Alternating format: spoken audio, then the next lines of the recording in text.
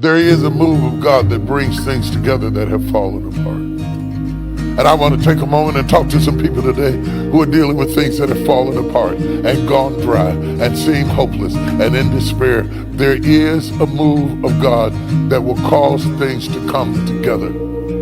And when God starts bringing things together, he will bring things together that fit together. When you get in it, you'll put bones together that don't go together. But when God starts doing it, he will put the right bone in the right place to connect with the right bone. Stop manipulating people because you're going to create a distorted body.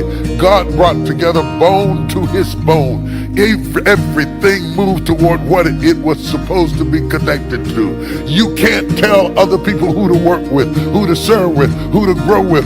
Bones come together based on fitting, based on function, based on service. And I don't know who I'm talking to, but God is going to cause a drawing to happen, and bones are going to come together, bones to his bone. I feel a coming together. I want to stop here and thank God for coming together, a coming together, a coming together, a coming together. After a long time of being in a valley of distraction and disruption, a long time of being fragmented and disoriented, God is bringing about a coming together. I need about 30 seconds of praise for a coming together, a coming together, a coming together, a coming. I became very aware of what it's like not to have a home.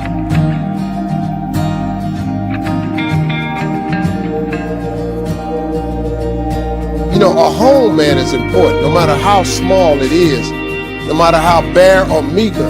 At the end of the day, you have the right to be able to say, I'm going home. And I don't care how funky of a day you had, that if I could just get to my house, I don't care what it looked like. I don't care what the furniture looked like in there, but man, if I could just turn the key and shut the door and be in my house, that's just a moment of relief. I didn't have that. I wouldn't gotten, your car's not a home. There ain't no moving around. Once you get in the front seat, you're pretty much there. It was very, very difficult, man, but it put a determination in me too, because I was determined. I was determined to be something. And my dreams of being a TV personality was bigger than, you know, I was homeless, man. I mean, you know, you're in a position where you're going, I got nowhere to go except up. I might as well keep hustling. I was in comedy. I just wasn't making nothing. All the money I was making, I sent it back home to my wife and kids. That didn't last. She got tired of that real fast. But I couldn't go back to Cleveland because I wouldn't have enough money to drive back down south to perform. One time I drove to the house in Cleveland. I finally got enough money. I drove to the house in Cleveland. Everybody was gone. I didn't see my kids for almost 2 years. I ain't see her, nothing. So they just left, boarded up the house. So I said, okay, I ain't got nowhere to go. So next thing you know, I'm in the car. I lived there, but it taught me determination, man. I'm a really, really determined person. It also taught me that no matter what happens to you, it ain't over. It ain't over. Ain't no such a thing as over. As long as God wakes you up, that means he ain't through with you yet. And if he wakes you up, you got a shot to correct it and get it right. And he kept waking me up. So I figured, okay, God wakes you up. That also means that he has something for you that you've yet to receive. So as long as he was waking me up, I figured what else? He can't take nothing else from me. I ain't got nowhere to stay, so. You have a great life in front of you. But your great life is in front of you.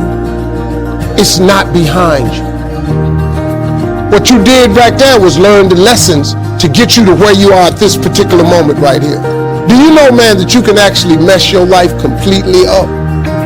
You can jack it all the way up and you can turn around and get it right. Do you understand that? I lost everything twice. I don't know if you've ever lost everything before, but I've been bottomed out twice. I done seen rock bottom 2 times. I've been through some walls up in here, man. I'm just trying to tell you, man, identify your gift. It is the thing that you do the absolute best with the least amount of effort. That's your gift. Get busy at that. If it's drawing, if it's teaching, if it's sharing, if it's caregiving, That's how you become successful. Identify your God-given gift, what he gave you at birth. If you do that, God will open up the windows of heaven and pour out a blessing that you won't have room enough to receive. I am telling you, that is a fact. I want you to write this down. Be thankful. Appreciate what you have and the possibilities ahead. Be thankful. Appreciate what you have and the possibilities ahead. I want you to get into that mindset of being thankful. Every time Jesus performed a miracle, before he performed the miracle, he would always say, Father, I give thanks. He was in a spirit of giving thanks because he knew that miracle was about to happen. There's some things in your life, things that you desire, and I want you to get up this morning in a spirit of being thankful, because you know that's going to happen. It's going to happen. Might not happen when you want it to happen, but it's going to happen when you just set up camp and reside in that place of gratitude, of being thankful. Appreciate what you want and what you have, and focus on the possibilities ahead. So many times when we become so distracted by what we are pursuing, we miss what we have. Be thankful. Appreciate what you have and the possibilities ahead. And here's what I want to share with you, and I'm encouraging you to do. I'm encouraging you to talk to yourself, to encourage yourself that you're more than able, that you're capable of changing things in your life. You are capable of overcoming anything that's standing in your way. You are capable of creating miracles. You have miracle working power in you.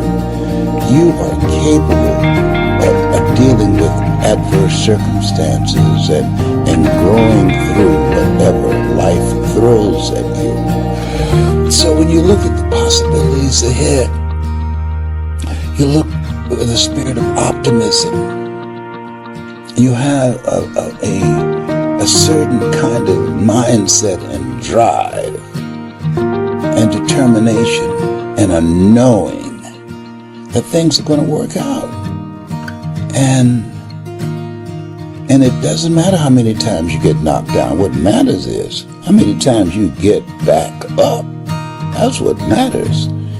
I remember seeing, the millennials don't know about this, the fight between Buster Douglas and Mike Tyson. And Mike Tyson knocked him down. Buster Douglas was from Columbus, Ohio, where I used to be a disc jockey there for many years, knew his father.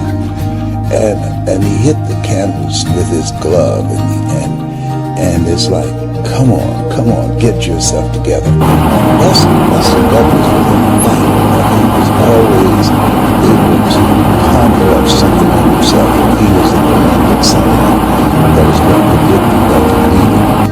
And up to that point, nobody had whooped Iron Mike Tyson. And Mike Tyson thought he had it. And Buster Douglas, he got back up.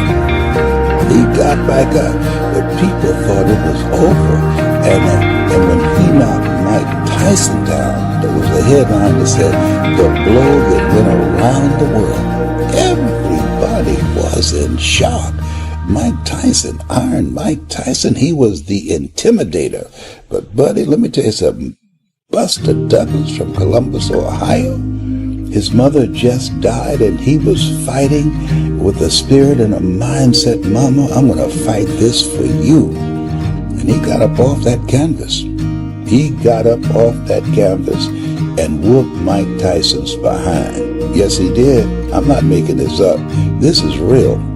And I'm saying to you, sometimes life is going to knock you down, but because you have been knocked down don't mean that you are finished. No, you knocked down, but not knocked out. No, you got some reasons. It might be your children. You got some reasons. It might be your own sense of pride and determination in the kind of life that you want to create. You got some reasons like me. It was to be able to take care of my mother, and that just won't let you stay down. You have something special. You got greatness in you. You have the ability to do more than you can ever begin to imagine. And Willie Jolly was right. A setback is a setup for a comeback. You've got comeback power. I thought, what if I look at this differently? What if I look at what have I done in my life during my most difficult times? And this might be useful for you too, to kind of look at your own life and say, when I was in the toughest times and I was able to pull myself through, how did I do it? What were some of the elements that made the biggest difference in your life when you did those turnarounds, when you made it through whatever was your toughest times? The first thing I believe you got to do to turn yourself around is really take control of your mind, or specifically, you got to feed and strengthen the mind. The mind is an interesting place, isn't it? I mean, fear can take us over. Uncertainty kind of unleashes all these thoughts that make us start to believe very often that things will always be bad, that we'll never be able to turn it around, or that we don't have the capability. It's just the nature of those inner voices that everybody feels at times. Now, maybe you're not feeling it right now, but I'm sure there are times that you have. So to take control of your focus, what do? Well, I was told all of a sudden I had a tumor, or way back when I'm on my own trying to figure out what to do, I realized that somehow to take control of my mind, I had to feed it. There he is. That if I didn't feed my mind, I'd be living on the weeds that came around me. I mean, today, if all you do is pick up your phone, you've got all kinds of messages that are going to get your full attention. Flip on Google and check out the news, or watch CNN, or whatever it is you do, it's constantly coming at us. Something nutritious, something strong. If we are what we eat, we are what we read, we are what we listen to. Later on, I began to feed my mind, about understanding the ideas around health principles and how people had turned themselves around who had tumors, who had cancer. I did the same thing most of my life, starting when I was 17, by listening to audio tapes. I went out, I was constantly feeding my mind. I didn't let or hope that a good idea would interrupt me or interject itself upon me. I knew a great idea had to be pursued. I had to go after it. I had to feed and strengthen my mind every single day. So I did it with audio tapes, I did it with books, and I did it by literally doing incantations, saying to myself something over and over again with such intensity till my mind began to believe it. So reading, listening, feeding your mind is the first step to get out of that place of uncertainty and to start to re-tap into your real ability to thrive in any environment. What's the second key? Well, number 2 is you got to feed and strengthen your body. As simple as that sounds, if you've been around any of my work at all, I believe physiology first. And sometimes even try to feed your mind. You can feed it, but those thoughts keep coming back. What's going to change that mind faster than anything else is a radical change in your body, a radical shift in your physiology. How do you do it? Well, think about this. When times are really uncertain, fear creeps in. And what is fear? Fear is something quite physical. It takes a hold of you when it's really there and intense. We've all had that gut level fear, that dark night of the soul at times where it feels like, nothing's going to work. So how do you turn it around? Yeah, you feed your mind, but you also strengthen that body. When's the last time you really pushed yourself?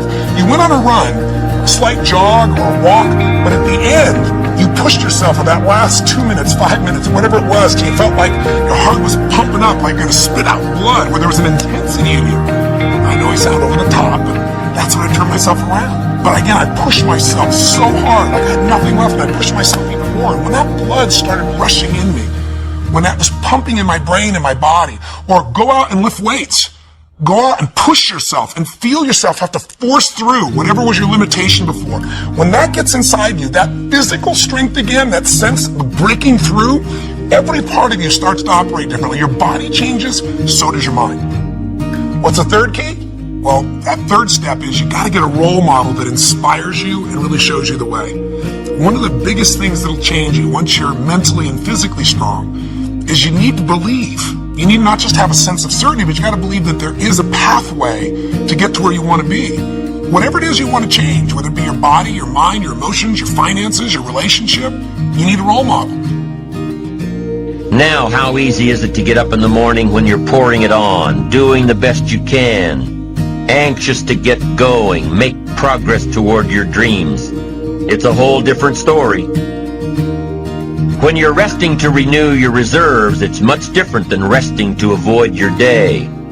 When you're psyched up and excited for your life, when you're excited for what you've planned to accomplish for the day, it's amazing. You'll wake up before the alarm clock even tries to startle you awake. Your successes fuel your ambition. Your successes give you extra energy.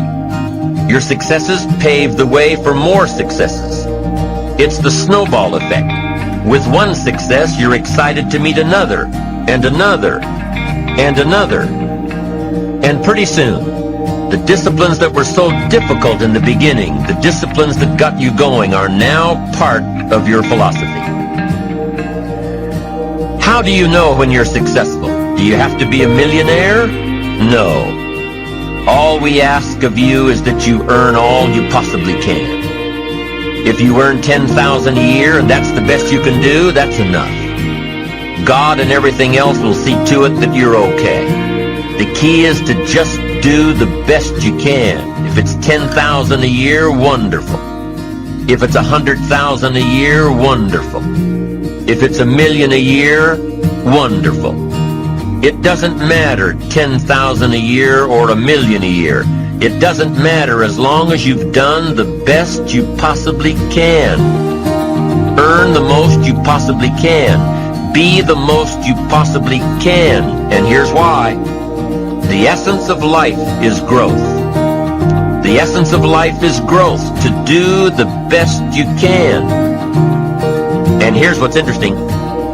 Humans are the only life form that will do less than they possibly can. Humans are the only life form that will settle for less. Every other life form except human beings strive to its maximum capacity. How tall will a tree grow? Approximately. As tall as it possibly can. You never heard of a tree growing half as high as it could. No, trees don't grow half. Trees send their roots down as deep as possible, stretch their limbs up as high as possible, produce every leaf possible and every fruit possible. As a matter of fact, you never heard of a human physically growing half. We keep growing until we're done. Now that's a part of life we can't control. It's genetically coded. And that's probably why we keep growing till we're